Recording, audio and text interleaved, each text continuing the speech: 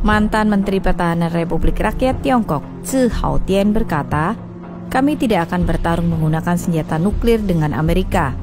Itu sama saja dengan mati bersama. Kami tidak sebodoh itu. Tetapi menggunakan satu-satunya rahasia untuk menggunakan senjata non-destruktif yang dapat membunuh banyak orang, yaitu senjata biologis."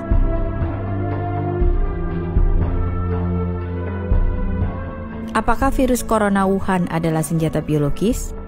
Jika demikian, siapa yang membuatnya?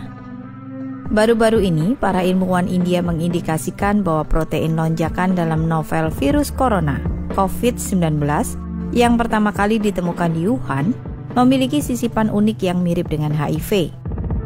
Ilmuwan peneliti asal India, Anand Ranganathan, mentweet, "Ya Tuhan, ilmuwan India baru saja menemukan insersi mirip virus HIV/AIDS pada virus nCoV 2019 yang tidak ditemukan dalam virus corona lain." Mereka mengisyaratkan kemungkinan bahwa virus corona Wuhan ini adalah dirancang tidak kebetulan. Jika benar, itu akan sangat mengerikan. Media AS mencurigai COVID-19 adalah senjata biologis paling mematikan yang dikembangkan oleh Partai Komunis Tiongkok PKT. Tetapi jauh sebelum para ilmuwan India menerbitkan makalah mereka, Zerohead, sebuah situs web keuangan berbasis AS, menerbitkan sebuah artikel yang menyatakan bahwa melalui spionase teknologi, PKT telah mencuri virus corona baru dari proyek penelitian Kanada dan bermaksud menggunakannya untuk pengembangan senjata biologis. Laboratorium Wuhan BSL-4 kebetulan adalah salah satu lembaga PKT yang terlibat dalam senjata biologis R&D. Dengan demikian, pandemi Wuhan mungkin telah bocor dari lab ini.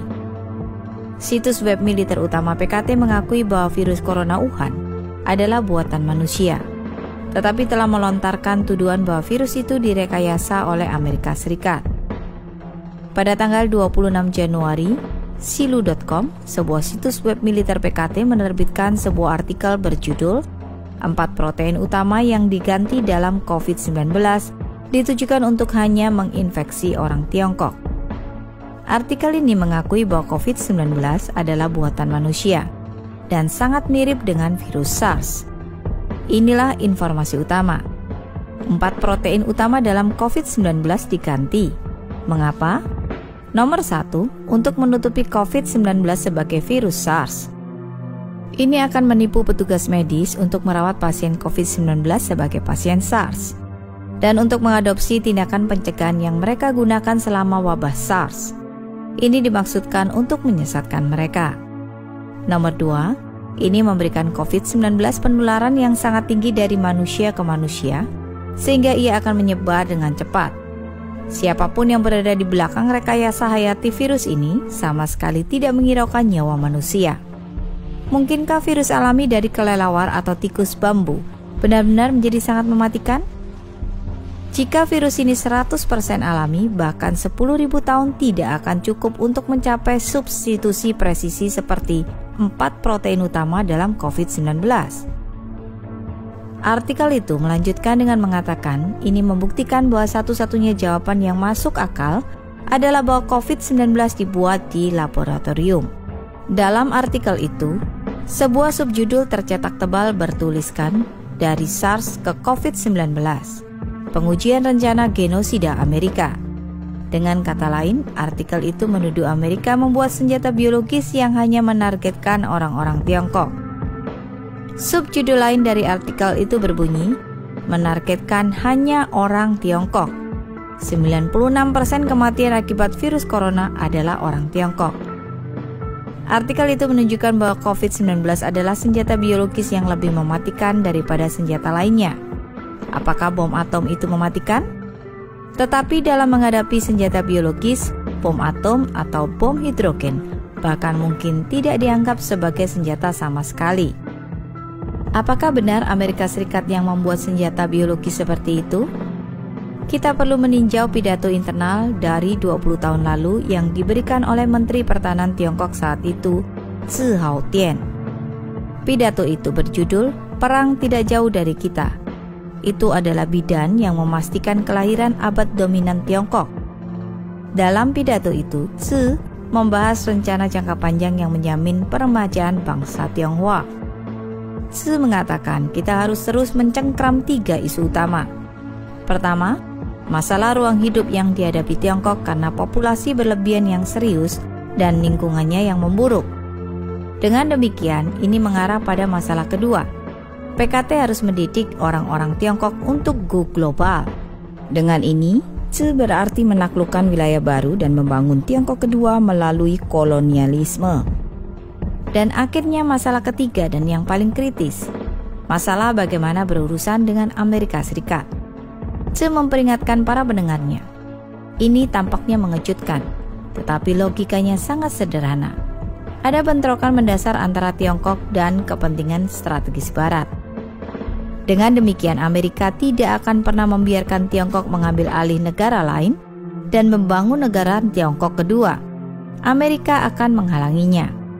Tzu melanjutkan penjelasannya. Apakah Amerika akan mengizinkan kita untuk mengglobal dan menguasai ruang hidup baru? Jika Amerika bertekad untuk menghentikan kita, maka akan sulit bagi kita untuk mengadopsi strategi apapun yang berarti melawan Taiwan, Vietnam, India, dan bahkan Jepang. Jadi, berapa banyak wilayah baru yang sangat berarti yang dapat diharapkan untuk kita taklukkan? Sederhana saja, hanya negara-negara dengan wilayah luas seperti Amerika Serikat, Kanada, dan Australia yang dapat memenuhi kebutuhan kolonialisasi skala besar kita. Tzu Haotian berkata, kami tidak akan bertarung menggunakan senjata nuklir dengan Amerika. Itu sama saja dengan mati bersama. Kami tidak sebodoh itu. Tetapi menggunakan satu-satunya rahasia untuk menggunakan senjata non-destruktif yang dapat membunuh banyak orang, yaitu senjata biologis. Tzu kemudian menambahkan, tentu saja kami belum melakukan apa-apa. Dalam beberapa tahun terakhir ini, kami telah mengambil kesempatan untuk mendapatkan senjata seperti itu. Partai Komunis Tiongkok PKT percaya senjata biologis sangat penting untuk mengalahkan Amerika Serikat. Tzu menghubungkannya dengan Deng Xiaoping, yang memprioritaskan senjata biologis sebagai senjata paling penting. Tzu berkata, ketika Kamerat Deng Xiaoping masih hidup, dia membuat keputusan yang cerdik dan benar untuk tidak mengembangkan kelompok pertempuran kapal induk. Sebagai gantinya, kita akan fokus pada pengembangan senjata biologis yang memusnahkan populasi musuh kita. Meskipun sulit dipercaya, tetapi Tzu melihat dirinya sebagai seorang komunis kemanusiaan. Dia mengakui bahwa dia merasa bertentangan dengan hal ini. Kadang-kadang saya berpikir tentang betapa kejamnya bagi Tiongkok dan Amerika untuk menjadi musuh, kata Tzu. Bagaimanapun, Tzu mengakui bahwa Amerika membantu Tiongkok selama Perang Dunia II. Orang-orang Tiongkok ingat bagaimana Amerika membantu kami melawan imperialisme Jepang. Tetapi semua itu tidak lagi penting sekarang. Dalam jangka panjang, pertempuran antara Tiongkok dan Amerika adalah satu pertempuran yang hanya satu dari kami yang menjadi pemenang. Tetapi Amerika adalah negara paling sukses di dunia saat ini. Hanya ketika kita telah berhasil mempelajari segala sesuatu yang bermanfaat dari Amerika, kita berharap untuk bisa mendudukinya di masa depan. Kita tidak boleh lupa apa yang telah diajarkan oleh peradaban kita di masa lalu berkali-kali. Tidak mungkin ada 2 harimau yang mendominasi gunung yang sama. Jadi kita harus membuat persiapan untuk 2 kemungkinan hasil. Jika perang biologis kita terselubung dan berhasil, maka itu berarti perjuangan kita melawan Amerika dan mengakibatkan jumlah kematian paling sedikit dari orang-orang Tiongkok. Tetapi jika perang biologis gagal dan Amerika menanggapi dengan pembalasan nuklir, maka lebih dari setengah populasi Tiongkok kemungkinan akan binasa. Jadi kita harus memastikan bahwa kota-kota Tiongkok berukuran besar dan menengah dilengkapi dengan pelindung radioaktif. Namun untuk masa depan partai, negara, dan bangsa, kita harus maju dengan berani. Tidak peduli seberapa sulitnya hal itu, tidak peduli seberapa besar pengorbanan yang akan terjadi. Bahkan jika kita kehilangan lebih dari setengah populasi, ia dapat diregenerasi. Tetapi begitu Partai Komunis runtuh, semuanya akan berakhir selamanya. Sekarang setelah mengatakan itu, beberapa dari Anda mungkin bertanya-tanya, bagaimana dengan sesama rekan kita di Amerika? Ada beberapa juta dari mereka. Mereka mengatakan, bukankah Anda mengatakan orang-orang Tiongkok tidak akan membantai jenis mereka sendiri?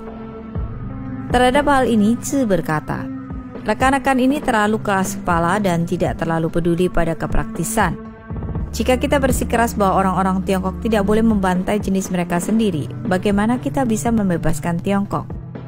Selain itu, kebanyakan orang Amerika keturunan Tionghoa menjadi beban bagi kita, dalam arti bahwa mereka telah tenggelam dalam pemikiran bourgeois dan liberal, dan mereka kurang menerima kepemimpinan partai kita.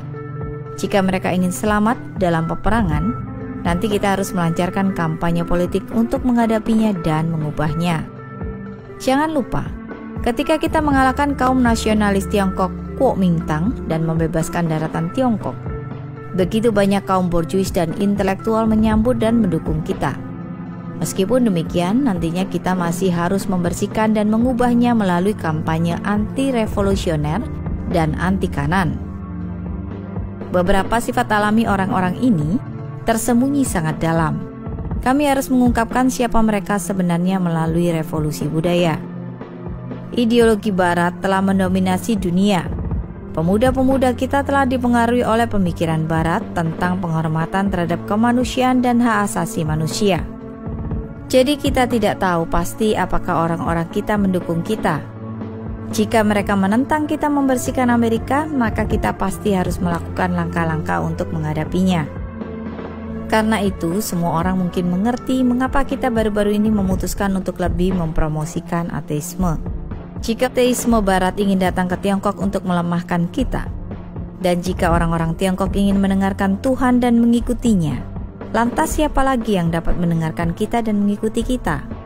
Jika orang-orang kita mempertanyakan kemampuan Hu Jintao dalam memerintah dan meminta untuk mendirikan entitas pengawas untuk mengawasi perilakunya, dan jika pengunjung gereja mempertanyakan mengapa kami telah mengambil alih tempat Allah di gereja-gereja mereka, lalu bagaimana mungkin partai kita terus memimpin Tiongkok? Sekarang kita berada pada saat yang kritis, sebanding dengan ketika pasukan revolusioner kita saat itu sedang mempersiapkan diri sebelum menyeberangi sungai Yangtze.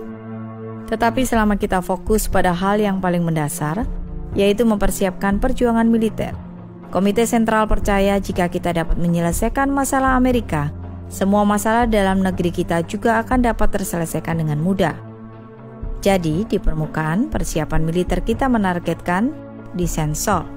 Tetapi sebenarnya ia menargetkan Amerika. Dan tujuannya jauh melebihi mengalahkan kapal induk dan satelit AS.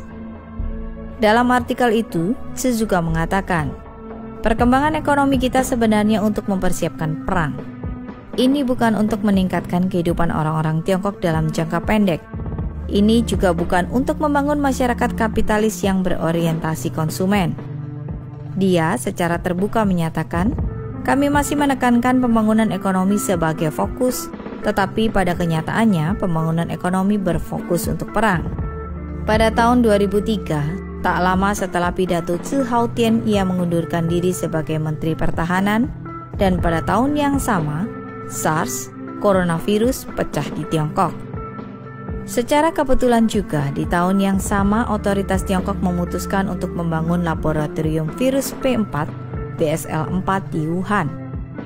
Berdasarkan konten dalam pidato Tzu, mungkinkah virus COVID-19 yang dimulai di Wuhan berasal dari lab P4 Wuhan? Grid Game India percaya bahwa COVID-19 dapat menjadi senjata baru sebagai bagian dari skema PKT untuk mewujudkan komunisme jahatnya di seluruh dunia. Coba pikirkan semuanya. Bukankah ini sesuatu yang benar-benar menakutkan? Siapa di belakang senjata biologis ini? Mengapa mereka membuat senjata biologis ini? Negara-negara Barat belum memahami motif tersembunyi mengapa Tiongkok ingin ambil bagian dalam membangun laboratorium BSL-4. Seperti yang kita bicarakan, di kota Wuhan yang merupakan kota metropolitan utama di Tiongkok dan tidak jauh dari laboratorium BSL-4 PKT, COVID-19 terus menyebar dan menimbulkan kekacauan. Stephen K. Bannon berkomentar bahwa orang-orang di Barat mengalami kesulitan memahami gagasan bahwa beberapa pemerintah dapat membuat senjata semacam itu di laboratorium, kemudian melepaskan senjata-senjata ini untuk membunuh rakyat mereka sendiri. Ini belum pernah terjadi sebelumnya dalam sejarah manusia, dan pemerintah di Barat tidak bisa mempercayainya. Dan langkah pertama adalah mencari tahu apakah virus corona Wuhan itu alami atau dibuat di laboratorium. Dan jika itu bukan virus alami, jika ada bagian dari itu dibuat di laboratorium, Partai Komunis Tiongkok akan berakhir. Mereka akan runtuh. Dunia akan melawan PKT, termasuk orang-orang Tiongkok. Mereka akan berkata, hal semacam ini tidak akan pernah terjadi lagi. Karena itu, situasi epidemi di Wuhan harus segera diselidiki, dan dunia perlu mengetahui kebenaran tentang apa yang terjadi.